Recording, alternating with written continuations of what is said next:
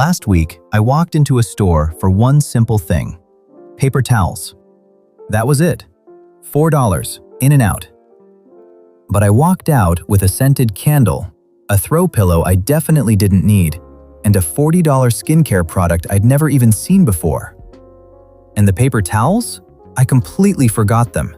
Didn't even realize it until I was sitting in the parking lot staring down at the receipt. That wasn't just a shopping trip. That was my brain getting hijacked in real time.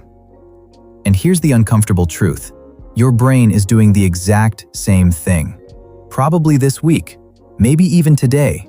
Because impulse buying isn't a willpower problem. It's a neurological chain reaction. Today, I'm going to show you 3 things. First, what actually fires in your brain the moment you see something you want. Second, the 4 triggers marketers use to hijack that system without you ever noticing. And third, a dead simple strategy to put yourself back in control. Not in 30 days, starting today. This is the psychology of why you can't stop impulse buying. And once you see how the trap works, you can finally step out of it. Let's start with what's actually happening inside your skull when you see something you want. Deep in your brain, there's a tiny structure called the nucleus accumbens. This is your brain's wanting center, and when you see something desirable, it lights up like a pinball machine. It releases a chemical called dopamine. But here's what most people get completely wrong. Dopamine isn't the pleasure chemical, it's the anticipation chemical. The dopamine spikes before you buy, not after. That flutter in your chest when you click Add to Cart? That's actually the highest point of the entire experience. The actual purchase? That's just the come down. Now, here's where it gets dangerous. Inside your brain, there are 2 systems fighting for control, and one of them is a lot faster than the other. Your prefrontal cortex is the rational adult. It asks questions, it weighs consequences, it thinks about next week. Your limbic system? It's basically a toddler with a credit card. It doesn't think, it doesn't plan, it just wants. Now. And here's the problem that makes all of this possible. That impulse system? It's fast. Really fast. Neuroscience shows that emotional reactions fire in about 0.3 seconds. Rational evaluation? That takes at least 3 to 5 seconds. By the time your logical brain even enters the conversation, your impulse brain has already added the item to your cart, entered your credit card, and is browsing for matching accessories. This gap, this tiny window between impulse and reason, is where every single unplanned purchase lives. And marketers have spent billions figuring out how to make sure you never close it. So let me show you the 4 specific triggers they use to keep your rational brain permanently 3 seconds behind. Once you see these, you'll notice them everywhere. You won't be able to unsee them. Trigger number 1, and this is the big one. It's called scarcity. When you see only 3 left or sale ends tonight, your brain doesn't think marketing tactic. It thinks, I'm about to lose something. And remember what we know about loss aversion. Your brain fears loss twice as much as it values a gain. Scarcity doesn't make you want the thing more. It makes you afraid of missing out on it. Totally different emotion, totally different brain pathway, and about twice as powerful. That's trigger 1. Trigger 2, social proof. Bestseller, 2,000 reviews. Everyone's talking about this. When you see other people buying or endorsing something, your ancient brain interprets that as safety. If everyone else is doing it, it must be a good decision. This wiring kept our ancestors alive. Eat the berries that everyone else is eating. But today, it just empties your wallet. Trigger 3, reciprocity. This one is sneaky. When a company gives you something for free, a sample, a trial, even just a genuinely helpful blog post, your brain registers a debt. It wants to repay. It wants to balance the scales. And the easiest way to do that is to buy something. And trigger 4, anchoring.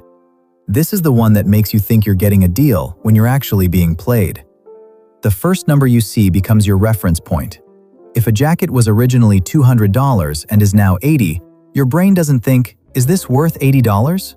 It thinks, I'm saving $120. The anchor distorts everything that comes after it. That's trigger 4. Now, these 4 triggers would be bad enough on their own, but the real damage happens when they're combined, specifically in the physical environments designed to exploit them. Let me show you how a supermarket is essentially a psychology laboratory, and you're the subject. The milk is always at the back. You know why? Because milk is the most commonly purchased item. They put it as far from the entrance as possible. To get to the one thing you actually need, you have to walk past 47 aisles of things you might want. Every single step is engineered. The end caps, those displays at the end of each aisle, those aren't random. Brands pay a premium for that real estate, and they fill it with snacks, limited time offers, seasonal items, all of your triggers, right at eye level. And the checkout line? That's the final boss of impulse buying. They put you in a confined space, moving slowly, with nothing to do but look at products. It's designed for one thing: to attack your impulse brain when your rational brain is already tired.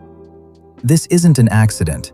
Grocery stores, retail chains, even online stores, they've all been engineered using exactly the same psychology I just showed you. But here's the part most people miss. The real trigger isn't in the store, it's in your head. Impulse buying isn't really about the product, it's about the emotion. It's about filling something: boredom, stress, anxiety, loneliness. And here's the hardest truth. Sometimes you're not buying a product, you're buying the person you want to be. The gym membership you never use? You weren't buying exercise, you were buying the fantasy of being a person who works out. The expensive cookware? You weren't buying pans, you were buying the identity of someone who cooks elaborate meals. Every impulse purchase is a small down payment on a version of yourself that doesn't exist yet. And this is why just have more self-control doesn't work. You're not fighting a product, you're fighting your own brain chemistry, 4 marketing triggers, engineered environments, and an emotional void. That's not a fair fight. So let's make it fair. But the physical world is only half the battle. In 2026, the most dangerous shopping environment isn't a supermarket, it's the screen in your hand. Online shopping is designed to remove one key thing: friction. In a physical store, you have to find the item, walk to the register, and wait in line. Online, every barrier between wanting and having has been systematically dismantled. Saved credit cards, autofill addresses, one-click buying. Neuroscientists speak of the pain of paying. Handing over physical cash activates the same pain centers in the brain as physical discomfort. But when your card is saved, there is no pain. Money becomes an abstract digital concept. You don't feel the loss until the bill arrives. Then there's the infinite scroll. Social feeds are no longer just places to connect, they're shopping malls without walls. The algorithm watches what you pause on, what you click, what you hover over. It builds a precise map of your emotional triggers. And then the retargeting starts. Have you ever looked at a pair of shoes once and suddenly they're following you across every app you open? This isn't a coincidence. It's retargeting software designed to keep the dopamine loop running until your rational brain gets tired. Online stores also deploy what designers call dark patterns, tricks disguised as convenience. Pre-checked boxes for recurring subscriptions, or fake urgency timers, cart holds for 10 minutes. It creates artificial scarcity in a digital world where resources are actually infinite. And the most common trap of all? Free shipping on orders over $50. Your cart is at $30. You need to spend $20 more to save $5. Your brain convinces you that spending $50 is a victory because you avoided a $5 fee. You spent $15 extra to save $5.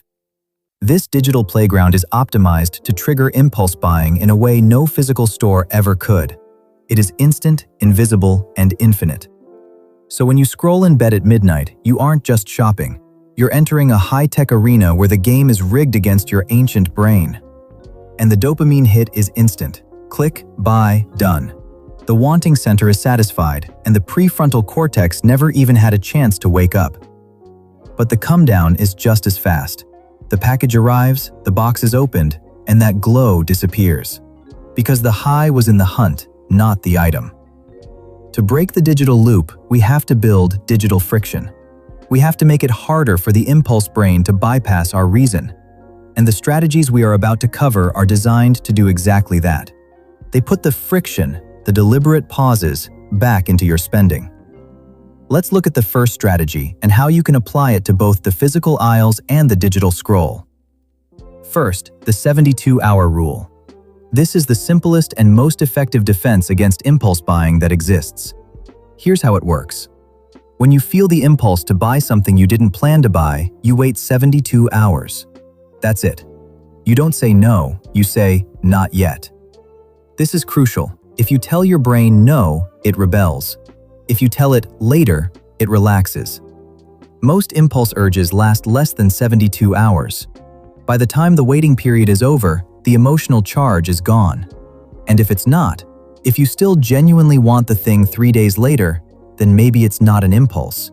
Maybe it's a real desire. Either way, you win. Strategy 2. Name the trigger. This sounds almost too simple to work, but it's backed by neuroscience. When you label what's happening, oh, that's a scarcity trigger, or they're using social proof on me right now, you activate your prefrontal cortex. The rational brain wakes up, and once it's awake, the impulse loses its power. You can literally practice this. Next time you're in a store or scrolling online, look at the marketing around you and name what you see. Scarcity, social proof, reciprocity, anchoring. It turns shopping into a game. And in that game, you're not the target anymore. You're the detective. Strategy 3. The dollar-to-hour conversion. This is the one that makes the cost of impulse buying feel real. Take the price of whatever you're about to buy. Divide it by your hourly wage. That's how many hours of your life that item costs. That $150 jacket isn't $150. It's 7.5 hours of meetings, emails, deadlines, and stress. Suddenly, the jacket doesn't feel like such a good deal. This conversion makes the cost tangible in a way that dollars never will. And strategy 4, the one-in, one-out rule. This is the maintenance strategy, the one that prevents clutter from building up while you're working on the impulse problem. Before you buy anything new, you have to identify what's leaving. Want new shoes? Which pair are you donating? New jacket? Which one goes to the thrift store? This does two things. First, it forces a pause, giving time for your rational brain to engage. Second, it makes the hidden cost visible. You have to confront what you're replacing. Here's the thing about all 4 strategies. They're not about willpower. They're about architecture. You're not trying to be stronger than your impulses. You're building a system that makes your impulses irrelevant. But there's one more thing. One deeper layer we haven't talked about. And it's the part that makes all of this stick. Every impulse purchase is trying to solve something. The question is, what? Boredom? Stress? A bad day? The feeling that you're not quite the person you want to be? Here's an exercise. Next time you feel the urge to buy something you didn't plan to buy, pause and ask yourself, what am I feeling right now? Not what am I wanting, what am I feeling? Because here's what the research shows. Impulse buying spikes when we're feeling negative emotions. Stress increases impulse spending by up to 40%. Boredom? Same thing. That's why it's called retail therapy. You're not shopping, you're self-medicating. And the purchase works for about 6 minutes. That's how long the dopamine relief lasts. Then the negative emotion comes back, often with a side of guilt. So you buy something else, and the cycle continues. Breaking this cycle isn't about shopping less, it's about feeling better without spending money to do it. The walk, the phone call, the journal entry, the workout, the creative project. These things don't cost money, but they address the real need, the emotional one, far better than a scented candle ever will. And this brings me to the most important point in this entire video. You are not broken. You are not weak. You are not bad with money. You are a human being with a brain that was designed for survival on the savannah, not for navigating a world of one-click checkout. The same brain that kept your ancestors alive by grabbing resources when they were available is now being manipulated by algorithms that understand your psychology better than you do. But here's the advantage you have. They need you to stay unconscious. The moment you wake up, the moment you can name what's happening, their power disappears. So let me give you your action plan. Not in 30 days, starting today. Let's recap, because this is a lot, and I want you to walk away with the core pieces. Impulse buying is a dopamine-driven chain reaction. Your nucleus accumbens fires the moment you see something desirable, releasing dopamine before you even touch your wallet. The wanting feels better than the having. Your impulse brain fires in 0.3 seconds. Your rational brain takes 3 to 5 seconds. Every impulse purchase lives in that gap. The goal of every strategy we covered is the same: widen that gap. Give your prefrontal cortex time to enter the conversation. Marketers exploit 4 psychological triggers: scarcity, social proof, reciprocity, and anchoring. Each one is designed to bypass your rational brain. But once you can name them, they lose their power. Your defense system is 4 strategies: the 72-hour rule, name the trigger, dollar-to-hour conversion, and 1 in, 1 out. They're not about willpower, they're about architecture. You're not trying to be stronger than your impulses. You're building a system that makes your impulses irrelevant. And the deepest layer, every impulse purchase is trying to solve an emotional state: stress, boredom, loneliness, inadequacy. The question isn't, what do I want? It's, what am I feeling? Answer that, and the impulse often disappears on its own. Here's what I want you to remember. You are not your impulses. You are the one who notices the impulse. That gap between the urge and the action, that's where your freedom lives. Every time you pause and ask, what am I feeling? You widen that gap. Every time you name a trigger, you widen that gap. Every time you wait 72 hours, you widen that gap. And eventually, the gap becomes so wide that the impulse can't cross it. Next week, we're going deeper.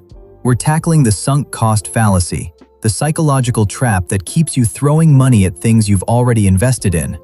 Bad subscriptions, unfinished projects, degrees you don't use.